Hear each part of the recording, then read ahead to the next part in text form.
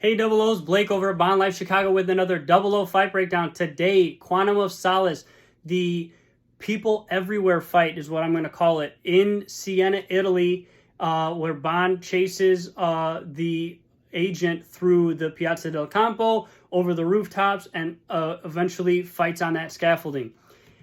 Again, because it's mostly a chase scene, there's not a ton of fighting. There is some basic strikes. There is a lot of weapon defense, and so that part's kind of a good point to touch on. But without further ado, let's jump on it. Obviously, Mr. White has just been delivered to M. They're going to start investigating, or interrogating him, rather, and he drops that line, "We have people everywhere, right?" And the agent that's part of his organization, part of Spectre, shoots the agent next to him, turns and tries to shoot M. And in that amount of time, Bond's able to kind of jump on him and pin him up against the wall. And it looks like he's kind of pinning him here, and he's holding the gun off to the side here, which, again, that's good weapon defense. You don't want the gun anywhere, the barrel pointed anywhere near you, so he's doing a good job pointing it off to the side there. The agent pulls the trigger again, this time shooting Mr. White somewhere in the chest area. Kind of knocks him down. Bond's able to then kind of maneuver, so now the gun arm is through Bond's arm and pointed this way, but he's here, and he's able to kind of chop at the wrist or hand, knocking that gun away, so he doesn't have to worry about that anymore. But right after he does that, the agent kind of pushes Bond off of him and kicks him in the chest and starts to run away.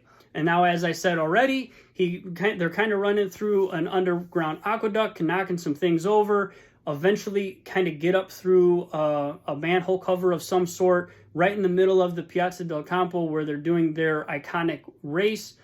And as they run through the crowd, they ultimately start to run up they get up into a building, and they start running across the rooftops. They're running through the rooftops, exchanging some gunfire, but ultimately they get into a church where Bond is running up to chase the agent up the church stairs. Something that I really like here that Bond does that you might not really think about, other than it just being part of a film and to tell you that they're in a church. As Bond's running up the stairs, he starts to pull on the string to ring those church bells. Now, besides the point of, again, just ringing the church bells just for the sake of ringing the church bells, something you can think about is that is Bond's way of hiding when he's running up those stairs to the top where that agent is waiting for him. Because if you don't ring the bells, you're going to hear the footsteps coming up the stairs, and you're going to know when to be ready. Now, with that crazy loud church bell going right next to you, you're not going to have a clue when somebody's running up those stairs. So that's something that maybe the filmmakers and the director was thinking about, maybe not. I like to think they were, because realistically, that would be a good way to disguise when you were approaching. So he pulls on the string, rings in the church bells, and as he gets up to the top, he's got his gun drawn and he is searching. Now, one thing I want to say with that, with how close that is, it's probably only like an 8x8 little tower at that point. Is instead of searching like this where there's a lot of hiding spots, look how far out my hands can be at that point.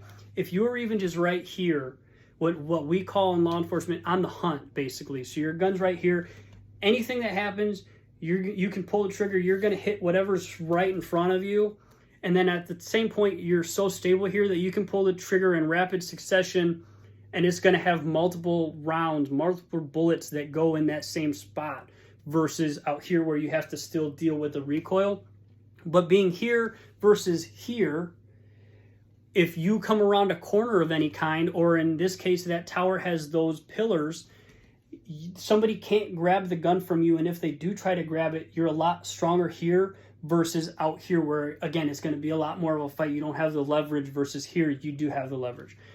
Now we see, because Bond is searching out here, he comes around one of the pillars, and the agent kind of, with his own gun, tries to knock Bond's gun out from his hand, and he comes over the top and tries to knock him away.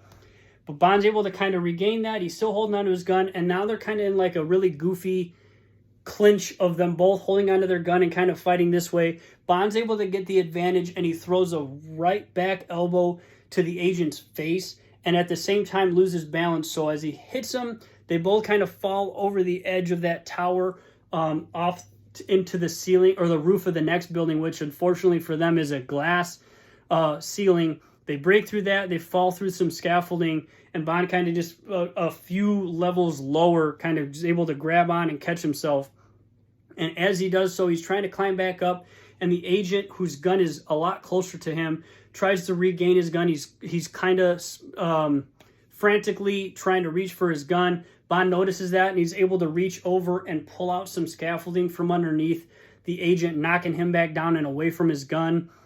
That causes some more glass to fall, and because the scaffolding and the glass is falling, the agent is already on one of the strings from a rope swinging from the ceiling, and because the glass is falling down, Bond has to jump off the scaffold he's holding on to, and he jumps onto a rope. Now they're both kind of swinging back and forth, a little bit like Tarzan, but ultimately they meet in the middle at a certain point, and Bond's able to wrap his legs around the torso of the agent in kind of what would in jiu-jitsu would be like a guard position. So he's able to keep, it helps, one, it keeps him connected, but two, it kind of braces Bond. He doesn't have to worry as much about holding himself up with his arms and exhausting his arms because his weight is now on this guy, the guy he's fighting.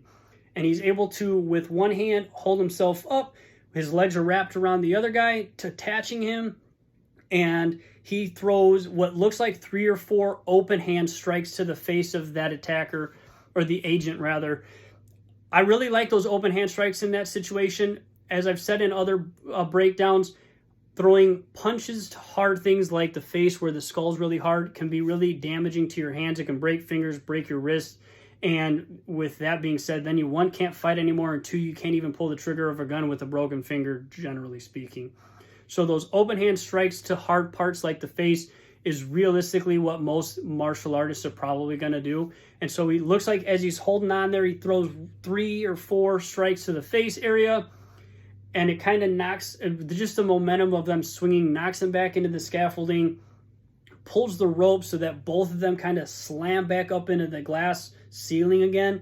And because of that, they both kind of lose their grips on the rope and they both fall down. Now, the agent falls back down onto a scaffold on kind of like the middle level, where Bond kind of falls all the way down, and luckily for him, because otherwise he would have died, gets caught with his ankle tied up in the rope. Now, that probably would do some damage to your leg falling that high and getting caught, and just a quick little stop like that. But aside from that, it's better than falling on your head. And now, again, they're in another scramble. The agent is trying to climb up the scaffolding to get back to his gun, and Bond, where his Walther had fallen all the way down to the ground when they initially fell through the ceiling, is trying to reach, and is kind of just barely fingertips away out of his grip as he's swinging back and forth on that rope with his ankle stuck. He's trying to untie his ankle, he's trying to get to his gun, and he just cannot reach.